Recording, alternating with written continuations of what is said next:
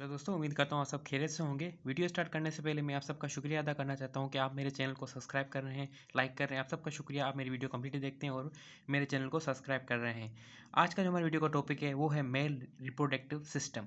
इससे पिछली वीडियो हमने रिप्रोडक्शन के बारे में कंप्लीट डिटेल में पढ़ा है। अगर आपने वो डिटेल वीडियो नहीं देखी तो पहले वो देखें, उसके बाद मेल रिप्रोडक्शन सिस्टम को देखें, तो मैं आपको बहुत ही ईजी तरीके से समझ में आ जाएगा वीडियो के अंदर।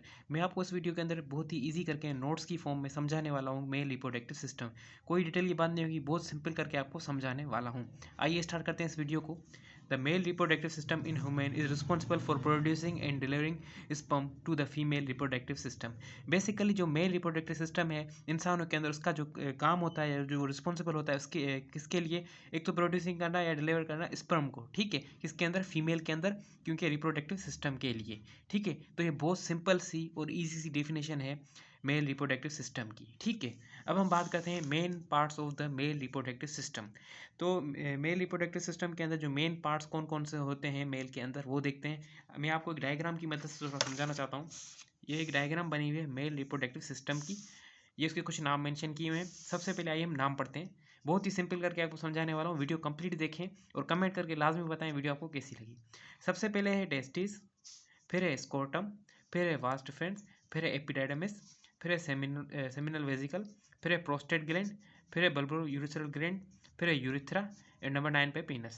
ये जो है तकरीबन 9 पार्ट्स लिखे हुए हैं। ये मेन पार्ट है मेल रिप्रोडक्टिव सिस्टम के अंदर, ठीक है। ये बहुत ही ज़्यादा इंपॉर्टेंट रोल प्ले करते हैं। हर एक का डिफरेंट डिफरेंट काम है। हम इस वीडियो में इन सबको शॉर्ट करके इनके इंपॉर्टेंट फंक्शन है वो पढ़ने वाले हैं। ये थोड़ी बहुत मैंने एक रफ सी डायग्राम बनाई है आपको समझाने के लिए, ठीक है। सबसे पहले हम देखते हैं, ये बना हुआ है टेस्टिस की शेप बनी हुई है, ठीक है। ये टेस्टिस लिखा हुआ है, ये एक सिंगुलर टेस्टिस बना है, उस वजह से इसके अंदर IES आ रहा है, ठीक है। तो ये भी एक इंपॉर्टेंट पॉइंट है नोट करने के लिए, ठीक है। ये पाउच नुमा है, इसको हम बोलते हैं स्कोटम, ठीक है, या पाउच लाइक। फिर एक पीनस बना हुआ है, ठीक है। ये इसकी फोर स्किन है, जिसके ऊपर वाली स्किन होती है। ये इसकी यूरिथ्रा बना हुआ है। ये जो बने हुए साइड में दो, इसको बोलते हैं प्रोस्टेट ग्लैंड। और ये जो नीचे बना हुआ है इसको बोलते हैं बल्बो यूरिथ्रल ग्लैंड, ठीक है। और यहाँ जो ऊपर है इसको बोलते हैं सेमिनल वेजिकल। फिर जो ये सबसे बड़ी वेन जा रही है इसको बोलते हैं वास्ट डिफरेंस, ठीक है। तो ये कुछ मैंने पिक्चर के अंदर बनाए हैं, ये जो मेन पार्ट्स हैं। अब इनको वन बाय वन पढ़ते हैं, ठीक है। सबसे पहले है टेस्टिस, ठीक है। The testis singular testis. अगर IS आ रहा है तो मतलब ये सिंगुलर की बात हो रही है, ठीक है। Are the primary male reproductive organ male gonads, ठीक। ये क्या है टेस्टिस, ये है प्राइमरी मेल रिप्रोडक्टिव ऑर्गन है, ठीक है, मेल गोनाड्स के अंदर, ठीक है। फिर क्या है, they are located in scrotum, a pouch of skin that hang outside the body, ठीक है। ये लोकेटेड कहाँ होते हैं, एक पाउच नुमा शेप में स्कोटम के स्किन के अंदर हैंग होते हैं, आउटसाइड द बॉडी, हमारी बॉडी के बाहर हैंग आउट होते हैं, ठीक है। फिर क्या है, testis has lower temperature than the body, example 34 degree, ठीक है। हमारी बॉडी का जो टेम्परेचर, उससे इनका जो टेम्परेचर है वो लोअर होता है, तो उस वजह से इनका जो टेम्परेचर होता है वो 34 डिग्री होता है। ये हमारी बॉडी से लोअर टेम्परेचर होता है, तो उस वजह से ये हमारी बॉडी से बाहर होते हैं, ठीक है। They are paired organ and oval in shape. ये दो दो होते हैं और इनकी शेप जो होती है वो ओवल शेप होती है। They are divided by septa into incomplete chambers. इनके अंदर सेप्टा होते हैं और वो डिवाइडेड होते हैं इनकम्प्लीट चैम्बर्स के अंदर। मैं आपको समझाने वाला हूँ, ये जो ये पॉइंट बता रहा है इसकी बात मैं आपको समझाने वाला हूँ। मैंने एक रफ सी एक डायग्राम और बनाई है। फॉर एग्जाम्पल मैंने ये थोरक्स बनाया है, ठीक है, और ये एक एब्डोमेन वाल है, ठीक है। फिर जब अभी हमारी बॉडी पूरी डेवलप नहीं हुई है तो हमारे जो टेस्टिस है यहाँ मौजूद है एब्डोमेन के अंदर, ठीक है। तब ये ऊपर है टेस्टिस। जब हम बॉडी डेवलप करती है तो ये एक पाउच की फॉर्म में आ जाते हैं। दोस्तों ये पाउच की फॉर्म में उस वजह से आते हैं क्योंकि हमारी बॉडी का जो टेम्परेचर है वो 37 होता है, बट जो टेस्टिस को चाहिए टेम्परेचर वो कितना चाहिए, 34।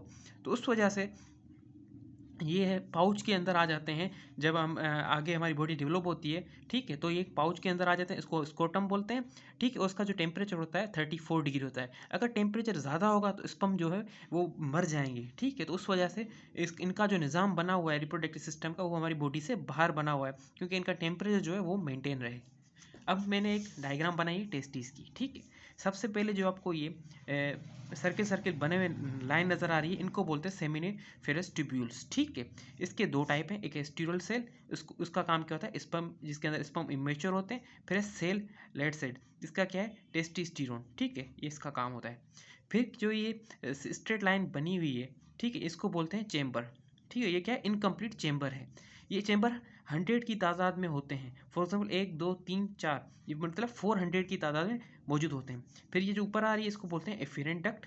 ठीक है, और ये जो ट्यूब नुमा बनी हुई है इसको बोलते हैं रेटिटेस्टिस। ठीक है, ये करते हैं, मूव करते हैं sperm out from the seminal ferrous tubules.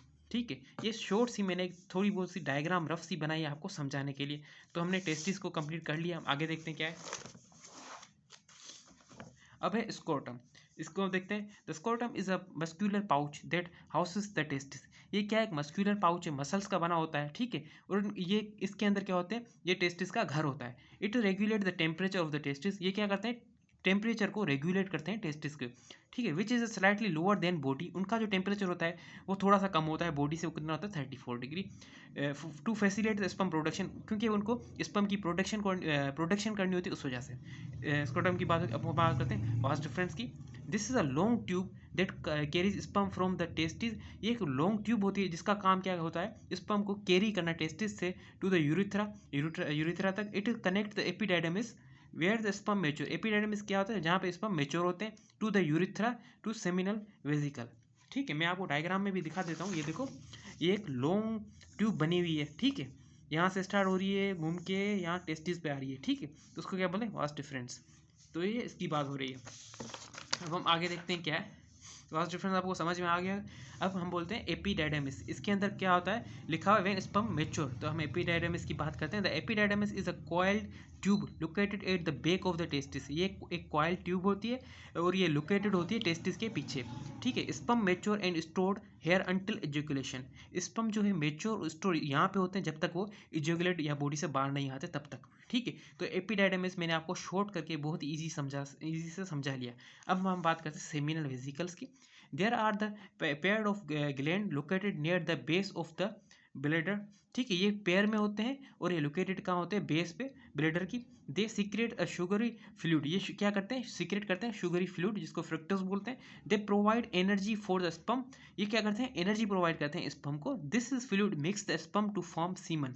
ये क्या करता है, फ्लूइड मिक्स हो जाता है स्पर्म के अंदर और बनता है सीमन। अब सीमन क्या होता है, ये भी आपको मैं डेफिनेशन शॉर्ट करके बहुत ही सिंपल करके समझाने वाला हूँ। सीमन की बहुत शॉर्ट सी और सिंपल सी डेफिनेशन क्या है, male reproductive fluid is called semen. ठीक है, हमने सीमन की बात कर ली। अब हम बात करते हैं नंबर 6 पे, क्या है, प्रोस्टेट ग्लैंड। अब इसका क्या रोल है दोस्तों, यहाँ से आगे पढ़ने से पहले आपको बताना चाहता हूँ, अगर आपको ये मेरी वीडियो पसंद आ रही है तो मेरे चैनल को आप सब्सक्राइब लाजमी करें और मेरी वीडियो को कंप्लीट देखें और कमेंट में लाजमी बताएं, अपना फीडबैक दें कि आपको वीडियो कैसी लगी। अब देखते हैं prostate gland. The prostate gland secret the milky fluid. वो क्या करते हैं, prostate gland milky fluid release करते हैं, सीक्रेट करते हैं। That nourish and protect the sperm. वो क्या करते हैं, नरिश प्रोवाइड करते हैं और स्पर्म को प्रोटेक्ट करते हैं। This fluid is a component of the semen. ये फ्लूइड जो है कंपोनेंट होता है सीमन का। And help the motility of the sperm, और स्पर्म को मोटिलिटी में मदद देते हैं। ठीक है, ये बात किसका फंक्शन हो गया, सारा प्रोस्टेट ग्लैंड का। अब नंबर 7 पे क्या है, बल्बो यूरिथ्रा ग्लैंड्स। इसकी हम डिटेल में बात करते हैं। The bulbo urethra gland, these are the small glands secrete a clear fluid that neutralize the acidity of the urethra। ये बल्बो यूरिथ्रा ग्लैंड है, ये क्या है, स्मॉल ग्लैंड है। ये सीक्रेट क्या करता है, क्लियर फ्लूइड करता है, जो क्या करता है, न्यूट्रलाइज करता है एसिडिटी को। ठीक है, जो भी एसिडिटी वगैरह होती है यूरिथ्रा के अंदर, उसको अगर एसिडिटी होगी तो स्पर्म जैसे ही आएगा यूरिथ्रा के अंदर तो वो मर जाएगा। तो उसको जो है उसका जो एसिडिटी कम करने के लिए इसका इंपॉर्टेंट रोल होता है। Preparing for the passage of the sperm, sperm का जो पैसेज है उनको क्लियर करने का काम होता है। ठीक है, फिर क्या है, यूरिथ्रा। अब हम बात करते हैं यूरिथ्रा की। The urethra is a tube that run through the पीनस। Urethra एक ट्यूब होती है जो रन करती है ट्यूब पीनस के अंदर। ठीक है, ये देखो मैं आपको डायग्राम के अंदर बताता हूँ। ये देखो, ये यूरिथ्रा लिखा हुआ है, एक ट्यूब आ रही है, ये पीनस बना हुआ है, यहाँ तक देखो ये पीनस बना हुआ है, इसके अंदर देखो ये ट्यूब आ रही है, कैरी कर रही है। ठीक है, ये यूरिथ्रा है। अब बस आपको रफ डायग्राम बताइए आपको समझाने के लिए, आप उम्मीद करता हूँ आपको ये समझ में आ गई होगी। फिर क्या लिखा हुआ है, it carries semen out the body during the education. ये क्या करती है, कैरी करती है सीमन को एजुकेशन के टाइम बॉडी के अंदर। And also carries urine from the bladder. और इसका काम सिर्फ जो स्पर्म कैरी करना या सीमन कैरी करना नहीं होता, यूरिन का भी काम यही करती है, कैरी करने का। तो आपको ये आना चाहिए, जो रास्ता स्पर्म का या सीमन का निकलने का होता है वही रास्ता मेल के अंदर यूरिन का भी वही सेम ही होता है, ठीक है। फिर क्या है लास्ट में हमारे पास penis. The penis is the external organ, वो क्या है एक्सटर्नल ऑर्गन है क्योंकि वो एक्सटर्नल ऑर्गन है which is semen and urine expelled from the body. जो उसका जो काम होता है बेसिकली क्या होता है सीमन को और यूरिन को हमारी बॉडी से बाहर निकालना, ठीक है। अब हम बात करते हैं functions of male reproductive system. इसके थोड़े ही मैंने फंक्शन लिखे हैं, शॉर्ट शॉर्ट करके आपको बताने वाला हूँ। Hormone production, the testis produce testosterone that made sex hormone which is responsible for development of the male secondary sexual characteristics. Basically hormone production के अंदर आता है टेस्टिस। टेस्टिस क्या करता है टेस्टोस्टेरोन हार्मोन होता है मेल के अंदर। उनका जो बेसिकली काम होता है डेवलपमेंट के अंदर किसके secondary character sexual secondary characters. एक मेल के अंदर प्राइमरी सेक्सुअल कैरेक्टर होते हैं और दूसरे होते हैं secondary sexual character. Secondary sexual character हमारे पास कौन से होते हैं such as a deep voice, आवाज़ का भारी हो जाना, फेशियल हेयर्स का ग्रो हो जाना फेस के ऊपर, इंक्रीज मसल मास का इंक्रीज होना। तो ये हार्मोन प्रोडक्शन है और ये सेक्सुअल कैरेक्टर है, सेकेंडरी सेक्सुअल कैरेक्टर है, तो ये आपको याद रखना है। फिर क्या है नंबर 2 पे sperm production. Sperm is produce in seminiferous tubule of the testis through the process called spermatogenesis. ये प्रोसेस का नाम लिखा है स्पर्म प्रोडक्शन की।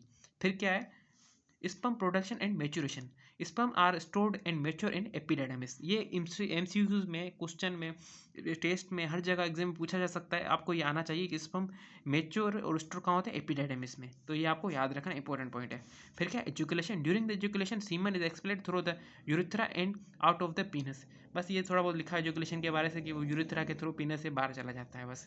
तो दोस्तों उम्मीद करता हूँ कि आपको ये मेरी वीडियो अच्छी लगी होगी। अगर आपकी ये वीडियो अच्छी लगी हो तो मेरे चैनल को आप सब्सक्राइब करें। मैं इसी तरह और अच्छी अच्छी वीडियो आपके लिए बनाता रहूँगा। और वीडियो कंप्लीट देखें और चैनल को भी सब्सक्राइब करें, अपने फ्रेंड्स के साथ भी शेयर करें जो आपके साथ पढ़ते हैं। आप सबका शुक्रिया, फिर भी आप मेरे वीडियो को देखते हैं, शुक्रिया। मिलते हैं किसी और अच्छी वीडियो में।